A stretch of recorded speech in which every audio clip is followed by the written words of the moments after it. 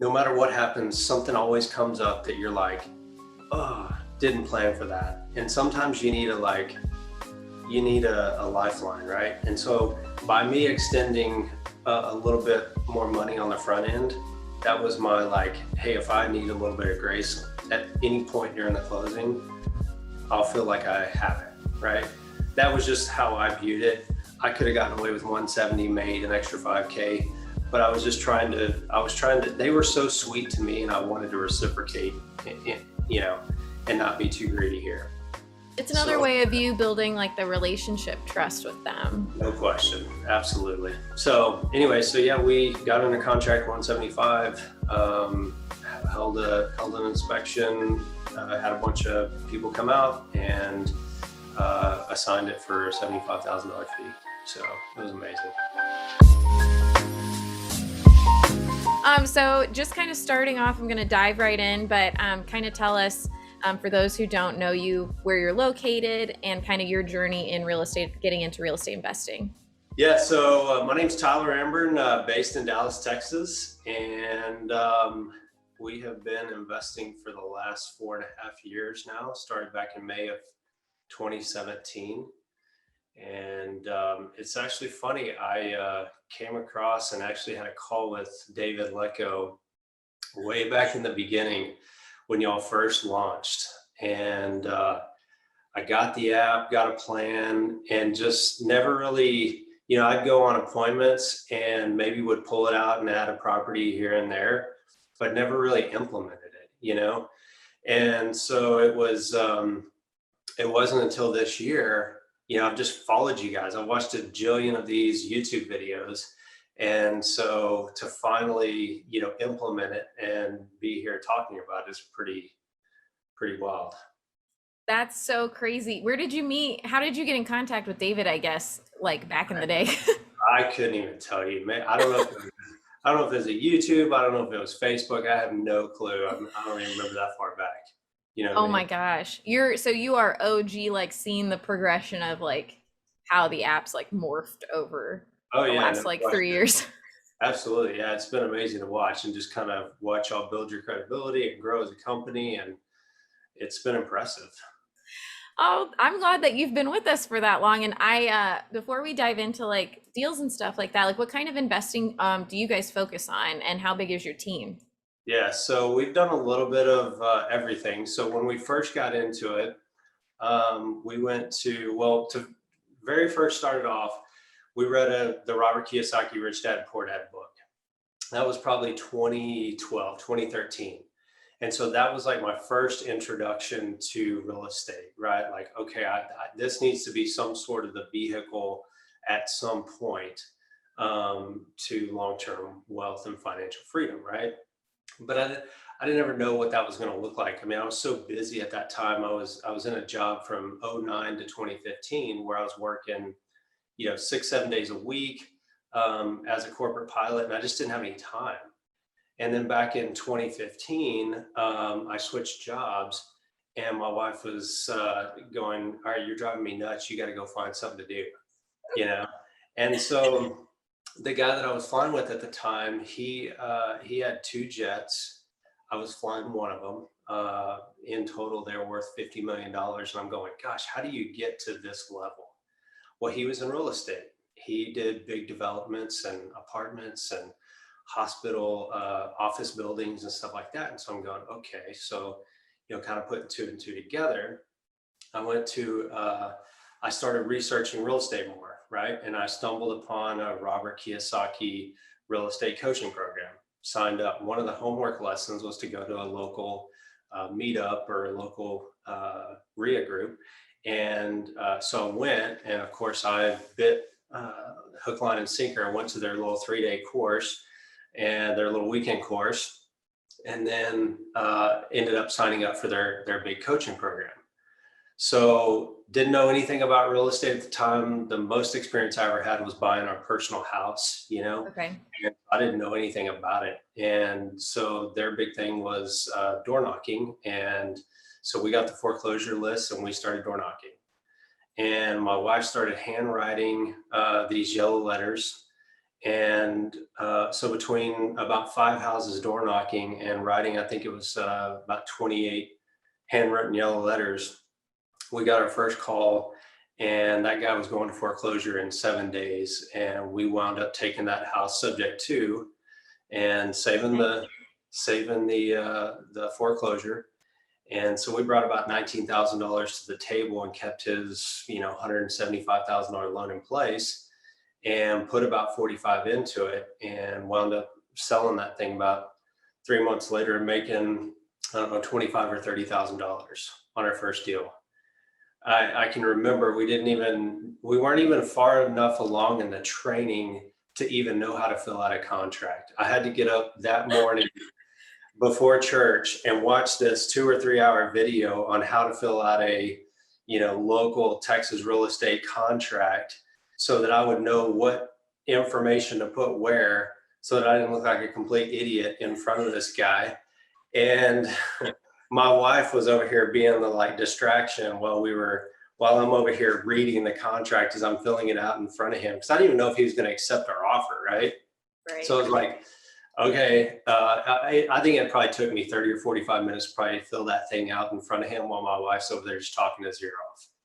And so ended up getting that contract. We're 3 weeks into this thing and had no clue what we were even doing, you know. And that night we went and walked around our neighborhood and wound up running into a husband and wife couple who was out just listening to music on their golf cart. And he was a contractor, and that ended up being the guy that we worked with to be our GC. And he rehabbed that house for us. Wow. So just total, crazy story, one after another on that deal.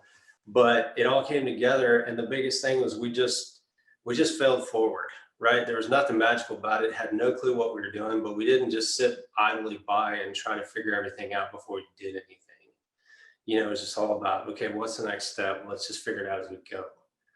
Oh my Which is gosh. kind of been the theme of our story, is just figure it out as you go. Well, and I feel like a lot of people need to hear that, because I think some people get obviously in like analysis paralysis of like, well, I don't know. And I don't know how many people like yourself are saying, well, I figured it out a couple hours before I had to meet with them. Yeah, there's no secret to it. You just got to go do it, and figure it out as you go. So your first deal was a creative finance deal, and then right? Is that what you said it was subject to? Yeah, to get subject. And then do you guys do wholesaling? Do you have a portfolio yourself right now on top, like that you Yeah. still have? Yeah, so we, in that 4.5 years, we've done roughly, give or take, about 50 deals, right? And so we've done a little bit of everything. We've done 3 fix and flips. Quickly realized that, with all that we had going on, with all of my traveling, with all that my wife does, it was just, we didn't enjoy managing all the contractors, right? We had one that nearly sunk us. Jeez. I mean, things stolen, contractors spending way too much money, almost going to foreclosure. I mean, it was just story after story, a 9-month project that wound up taking 17 months. So we're like, okay, the heck with fix and flip. We're like, if we could make 40 on a deal in 3 to 6 months, or we could make 20 on a deal in less than 30 days, how many more could we go do and have that much less stress on our plate? So it was just like a time versus energy thing that we weighed out. And it's like, I would rather go do a bunch of $20,000 deals that were a lot less risk and took a lot less time, as opposed to, going for that little bit bigger spread, but having to manage all of the people and processes that go into that, right? So during those 50 deals, we've done 3 rehabs. We've picked up 1 rental that we picked up subject to off foreclosure list there in the beginning. Those folks were about to go to foreclosure as well, and we came in and we caught their mortgage up, and their plan was to stay in the house for another 4 years. Their daughter was about to get married within the next month or two, and they still had a son in high school, and his plan was to go to the local university, stay at home during those 4 years of college. and they were going to move out at the end of that 4 years. They were going to sell it at the end of that 4 years, but they wanted to stay in the house, not have this big embarrassment egg on their face, having to tell everybody why they're having to move out right before their daughter's wedding. So it was seamless. These people had been in the house since the house was originally built. They had taken care of the house. They had just fallen on financial hard times. They had filed bankruptcy, thought they were losing that, or thought their mortgage was being paid in the bankruptcy, completed the bankruptcy, and 2 weeks later received a note from the bank saying, you owe us a large sum of money.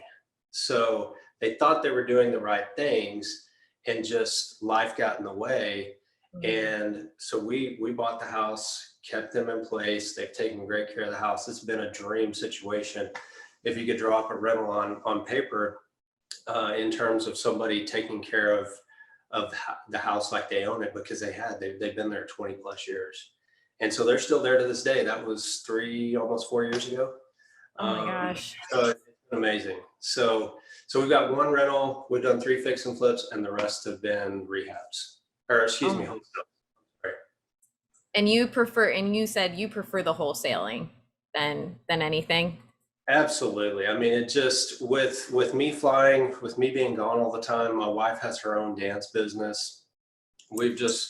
We're in 18 different directions at all times. And so to be able to do this and still have the energy to keep all the balls in the air, it's like, it's the least risk solution that we can get into, you know?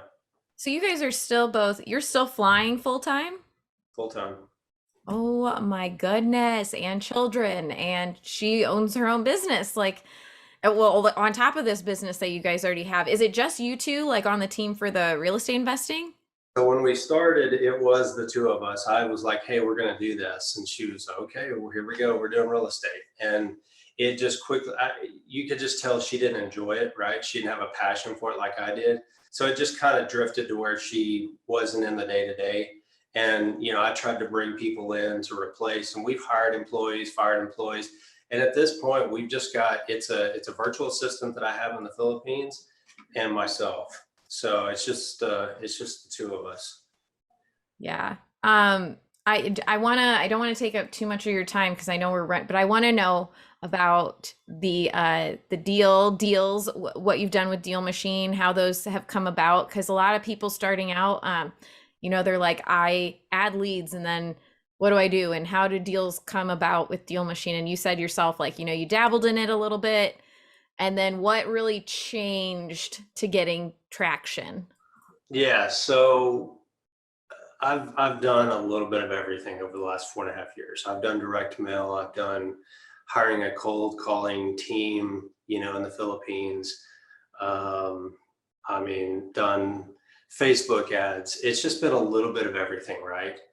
And my problem is I'm so quick to follow the shiny object. And so I will, let's add Facebook, and let's add social media, and let's do this and let's do that. And it's like, all those are great. I've made money from every form of marketing that I've ever done. I kid you not.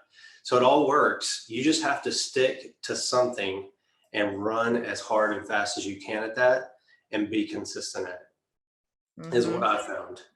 That's just my personal experience. So I came to a place earlier this year where it's like, I had pivoted off of direct mail back in 2019.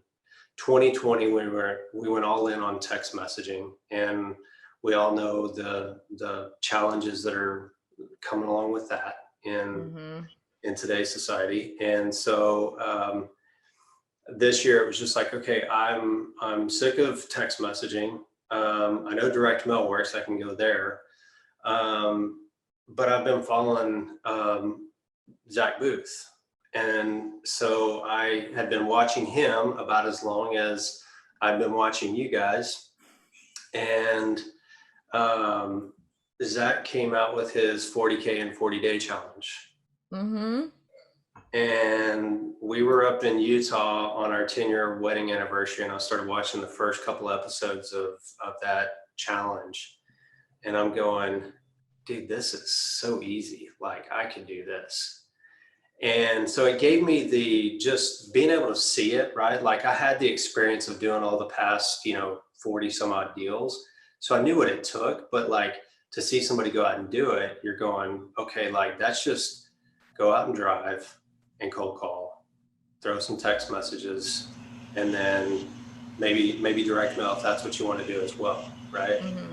And so it was just it was the simplicity of it, right? And I think that's what everybody's trying to find, that shiny list, that hot list, that what's the latest and greatest thing, right? And there's no magic to this business.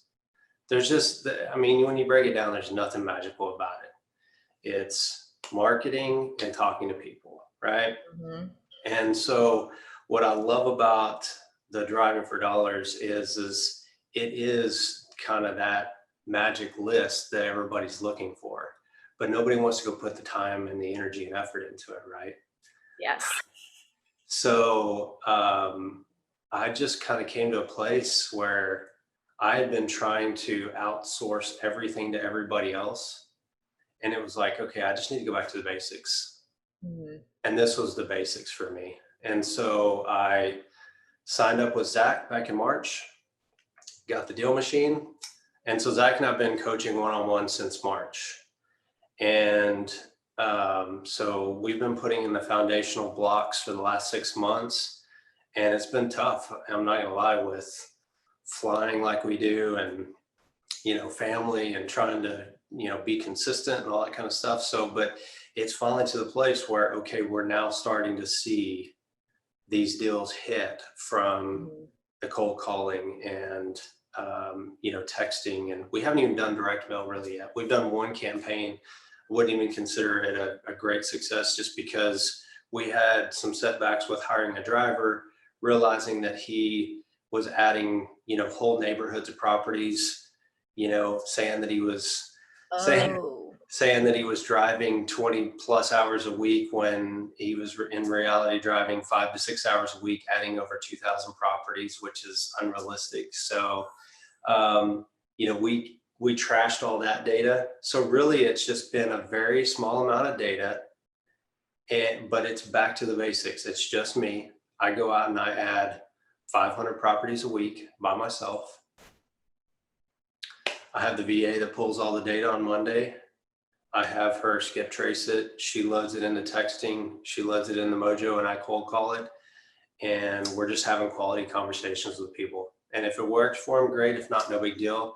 But, the second deal that we pulled, driving for dollars, cold calling, was our biggest deal ever.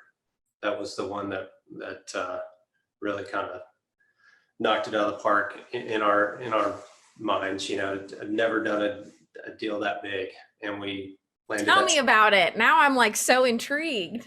Yeah. So,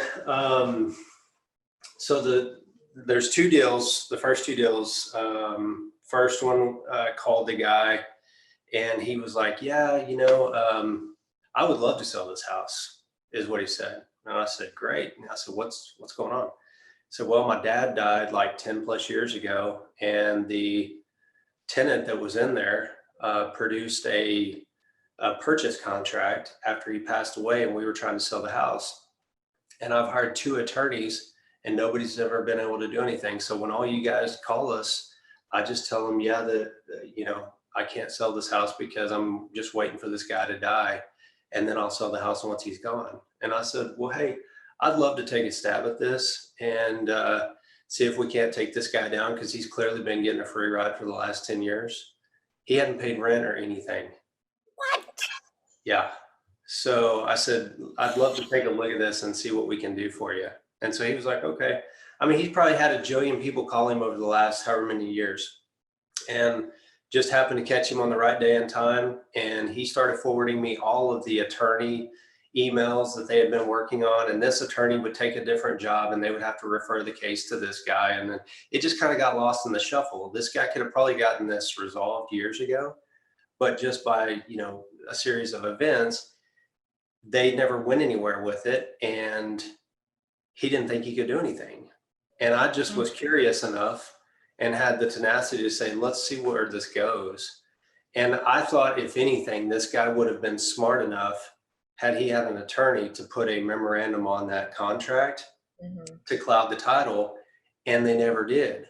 And I knew if that was the case, if there was nothing clouding the title, we were good. And so that's what we did. We just did a title search on it. Everything was clear. And I was like, are you guys sure? Title was like, man, we don't see anything. We're good. So we closed on it. And I would hate to be that guy after 10 years getting a surprise visit from the new owner. Yeah. So that was our first deal. Made 20 grand on that. Woo. I would ring the bell for you, but I don't want to wake your son up either. But You're good. I appreciate it. So then the second deal, which was the big one, the $75,000 deal. What? Yeah, so that one closed a couple weeks ago. This one I called, and I actually didn't reach the homeowner.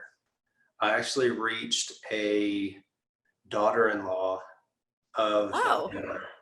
So when you get all these random, 6 or 7 phone numbers, you're reaching relatives, and you got to talk to everybody because you just never know. So daughter-in-law pretty much dismissed me and said, oh no, this one's in probate. It'll be ready in a couple of weeks. And when we do get ready to sell, we have a family member who's a realtor who's going to list it. So right there, everybody, when they hear, if you've got any sort of experience, you hear realtor and you think, oh, they're going to list it. I don't have a chance. They're going to want full price for it. I'm not going to make any money on that. And I almost did, right? I almost didn't go anywhere with it. Almost didn't stay on top of it. But I called back. I believe I called back to the daughter-in-law. I can't remember fully what the second thing was there, but finally I just asked, I think I asked for the realtor's phone number. But that may have been the second conversation, and just said, hey, do you mind giving me your aunt or whoever she was, the family member, the realtor's phone number? I'd love to reach out and try to connect with them, see if we could help them, give them an offer before it goes on the MLS, maybe to work for you. And so I got that phone number and I called, left a voicemail, didn't hear anything. And a couple of weeks later, I called back, left another voicemail, and then she called me back. Sweetest lady you ever met. And we had a great conversation, and it was like, hey, can I come see the property? And she's like, yeah, we're getting close. We're not quite there yet. We should be close on probate, but we're not quite there. And I said, that's fine. Would love to just come meet you, right? Because that's the biggest thing, is the relationship. Mm-hmm. It's the relationship that you have to build. So many people are trying to do the virtual thing these days. And while that's good and well, people are doing it, having wild success. But if you're trying to just stay local and not have this big, massive operation, like I'm not trying to do at this time, my biggest, I feel, differentiator is just getting in front of people, right? And building that relationship and having those quality conversations and connecting with people. Mm-hmm. Whereas if you're doing the big virtual thing, you got to do everything in mass, and you got to pull massive lists, and you got to have this marketing channel and that marketing channel just so you can do, big, massive numbers. I'm not trying to do that. I don't have the time and the bandwidth for all that. So I'm trying to go really deep on the time and the energy that I put into it. Right. Right. And so it was like, okay, I just want to come get in front of you. And so we went, spent an hour together, really connected. And she was like, hey, I've got this one other guy that's just been hounding me. He's a realtor. I want to just, give him the opportunity to come look at the house. And I feel like I owe it to him. I said, that's fine, whatever. So he came and met with her, and we circled back after that meeting. And I could tell that he didn't quite impress her, like we had, right? We had just connected. And so, one of the things that I used to do early on is I would print all my comps, and I would have my number dialed in, right? Like, this is what I'm going to offer. And I wonder how many times by giving that one offer, did I kind of close the door on being shopped, right? where they Right. have my number. They're like, okay, we know Tyler's going to be at X price. Let's go see if I can get 5 grand more, 10 grand more than Tyler's X number. I didn't do that here.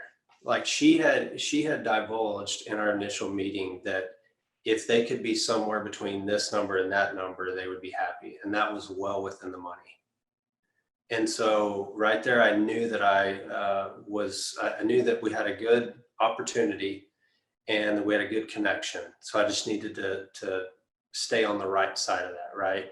Right. And not be too pressuring and let her, because if I would have said, no, I want to get this under contract and blah, blah, it would have pushed her away, right? So I needed to let her explore the other guy, go through that exercise, and then circle back and just see where he came in at and if we were still within that range. So, so when we had the follow-up conversation to her meeting with the realtor dude, I gave her a range, and it was within that range that she had originally given me that I knew was going to be satisfactory. And so I said, look, I need to be somewhere between 150 and 170. And by throwing out that range, she came back and said, well, this guy has offered 163.5. So she basically told me his offer and where I needed to be. And I said, okay. And when you're having these conversations, it's just like you're trying not to like flinch. It's just like, oh my gosh, this is a whale. Like, you got a whale right here. And so I came back and she said, well, if we could get closer to 170, then I think they would go for that, no problem. And so I said, okay, so I could have come in at 165. I could have come in at 167. Like anything above 163.5 where this guy offered was good for them, right? Mm-hmm. And they wanted to work with me. And so because I knew that we were going to do so well on the deal, I wanted to get to where they wanted to be, not being too greedy. But I bumped that up and offered them 175, just buying myself a little bit of, if I needed any sort of like grace down the road, because these deals always have hairs on them. Right. No matter what happens, something always comes up that you're like, oh, didn't plan for that. And sometimes you need a lifeline, right? And so by me extending a little bit more money on the front end, that was my like, hey, if I need a little bit of grace at any point during the closing, I'll feel like I have it, right? That was just how I viewed it. I could have gotten away with 170, made an extra 5K, but I was trying to, they were so sweet to me and I wanted to reciprocate, and not be too greedy here. It's another So, way of you building like the relationship trust with them. no question. Absolutely. So anyway, yeah, we got under contract 175, held an inspection, had a bunch of people come out and assigned it for a $75,000 fee. So it was amazing. Wow. And this is all it's in Dallas. Like it's all in Dallas. Is not is it a suburb or is it like downtown? Well, so there's a ton of outskirts suburb cities, right? And so it's just we live on the north side of the Metroplex, on the north side of Dallas. Okay. So it's literally like 10 minutes south of us. It's right in our backyard. Oh my gosh. That's what I love. I feel like people don't realize they have so many gems just in their backyard when they start driving for dollars because they're always like, where's the hottest zip code? I'm like, just go drive in your area. I have in my 5 to 10 mile radius, I could do $1 million worth of deals. I mean, it's just there's that much opportunity right in my backyard. That is, well, I also want to say congratulations because that's huge that you did 95K in 2 deals. Thank you. Like, that's phenomenal. And I'm glad that you got to connect with Zach too, because Zach's great. And we have so many people come on from his course. So I do have 2 more questions. Do you have time? I'm sorry. I know we're going over. No, go for it. Absolutely.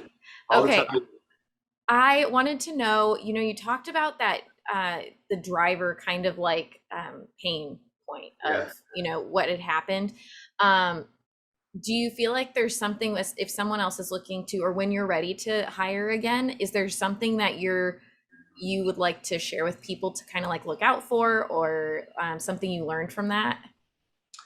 So one of the things that I've identified with Zach is hiring the right people that share your same core values. Mm. Because if you're hiring the wrong people, he's always told me, he's like, look, your job is not to instill character and morals and values. That's their mommy Mm. and daddy's job, right? And so that's not your job. So you want to find the right people that share the same values and character as you. And then it doesn't matter what it is. You can train them to drive for you, to be a cold caller, to be in acquisitions, as long as you have the right people, right? And so that's been the biggest thing, is I felt like I had the right core value person, but ultimately he was lying to me on what he was doing, right? And so it's like, and I tried to give him a second chance just because I was trying to be, you know, Mr. Nice Guy, and maybe I didn't train him enough or whatever, you know. I tried to take it on the chin and be, you know, take the responsibility, but Zach was like, he's gone, right? Like, Mhm. not your job to train that into him. He's either got it or he doesn't, right? So you just have to find the right people. So um, teaching people what to look for when driving, it's just, that's the easy part, I would say. When I do it again, it's just going to be finding the right person, right? Building the Right. people and the team around you that share your same morals, values, and character. And knowing what your core values are, like, that's an exercise that I had to go through that I didn't really ever even take the time to do. Is like, what are my core values, Yeah. right?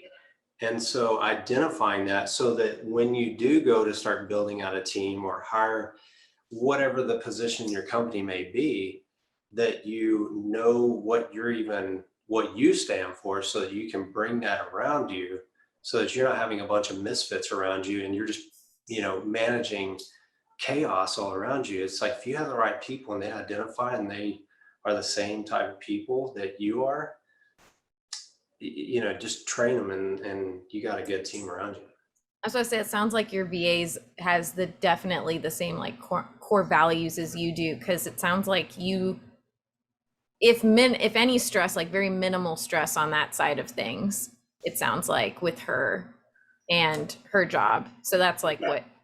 Yeah, absolutely. I mean, they're so easy to train. You know, it's like, if you need something done, you can just record something, they watch it and they learn it and they go. Like, they're very apt to learning from afar like that. You know, it's just how they're raised, and when they work internationally like that. So yeah, there's no stress there at all. I love that. And that's how it should be. No stress, very much a lot of trust. But final kind of wrapping everything up, what I always like to ask, like, so for someone who is like just starting out in real estate investing and who might have this analysis paralysis, what would be like your maybe like top give advice to give to someone to get like to get into it?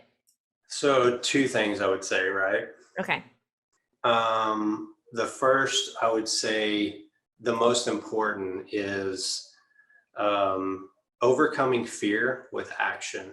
Ooh. Because, like you said, analysis paralysis, so many people get stuck in the mud by thinking, what if? Am I working on the right thing? Am I not? Is this going to work? Is it not? You've got all this on the line. You may be using personal savings. You may be using an extra $500 that you make every month to get this thing bootstrapped and going off the ground. The biggest thing is just take action. I mean, if I didn't take action on that first deal and just figure it out, I wouldn't have made 25 grand on that first deal. And that wouldn't have given me the confidence to do the next deal and the next deal. And 50 deals later, here I am, right? The second thing I would say is, you have to track everything you do. Because, I mean, I was having a lunch yesterday with a friend of mine, and it's, you know, we're talking about like, what makes these people sell? Is there luck? Is it this? Is it that? Is it that? you don't know unless you're tracking it. You can't Mm. put your finger on what's working and what's not working unless you're tracking everything you do. Every phone call you make, every text message you make, how many outbound, how many inbound, what's the conversion for every process along the way. And sometimes you don't even know what all the processes and things you are that you need to be tracking. But just until you get that far along in the process, until you get around more specialized, advanced people that are doing this at a larger scale that can tell you what you need, or if you don't sign up for a coach that gives you all the tools that you need to be tracking, that's what I love about having a mentor and a coach. Like, you got to have that too. That's a third thing. But it's just, you got to track everything, because otherwise it's emotion, and it's, I think and I feel. And Mm-hmm. it's like, no, there's no thinking or feeling. It's what are the numbers and what does the data tell you? Right?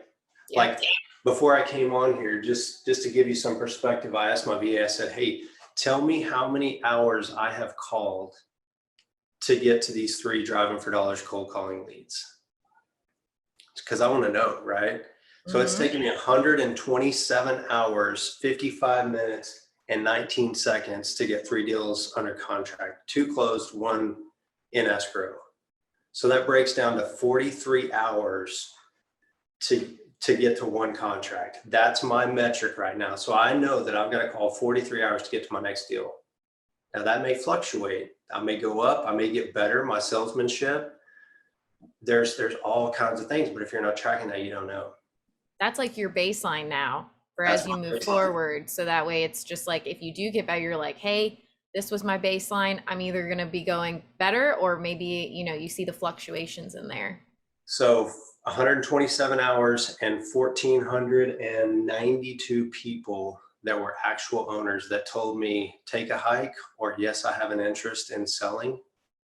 But now I know that basically you break that down over 3 deals, that's 497 people. Okay. So that makes it a lot easier when somebody tells you to F you and go take a hike. You know that, hey, I'm 1 person closer to getting to that 497th person, that's my baseline. I know that I got to talk to 500 people to get to my next deal. It takes all the emotion out of it, right? And that's what everybody, when they get into it, there's so much emotion because there's so much on the Mhm. line. You're like, man, I'm putting all my energy and effort. And sometimes it's very minimal time, energy, and effort, like myself, where I'm piecemealing these, hours that I string together around flying airplanes and being a husband and raising a child. It's like, that time is precious. So you have to know that every hour that you're putting into it, it's worthwhile. But if you're not tracking that, then you get really stressed, and it's like, oh, am I doing the right things? But if you know what your numbers are, then it's like, it's just a formula, right? You just got to put enough time into it, know the numbers, track it. It gets better, it gets worse. You make some tweaks and adjustments, and Oh, here you are. I think that's like, I've never had someone break it down that much, and I love it. And if you're okay with it, I am gonna probably make this an Instagram clip, because like, it's so, you're right with the emotion of, I mean, I've been in sales and did cold calling, and they always be like, oh, 1 no is just closer to 1 more yes, but there was never a quantity of like what, I needed something like that, where it was like, oh, okay, yes. But then after a while, you're like, well, how many yeses, like how many no's is it really until I get this yes? Because it feels like forever. Yeah. And if you have that number, it does take that, where it's just like, all right, check. Me personally, I would probably just have a sheet of 400 something and just start saying like, all right, we're getting there. We're Yeah. getting, because I'm visual. I got to see it, and I got to know that I'm getting 1 step closer. So I absolutely love that. And Yep. I love that you literally tracked everything. Yep. That's amazing. I know that every hour that I call, I got to talk to at least 8 people. If I'm below that, something's wrong, and I know what's causing that. But where I'm at today with that is not where I was 6 months ago.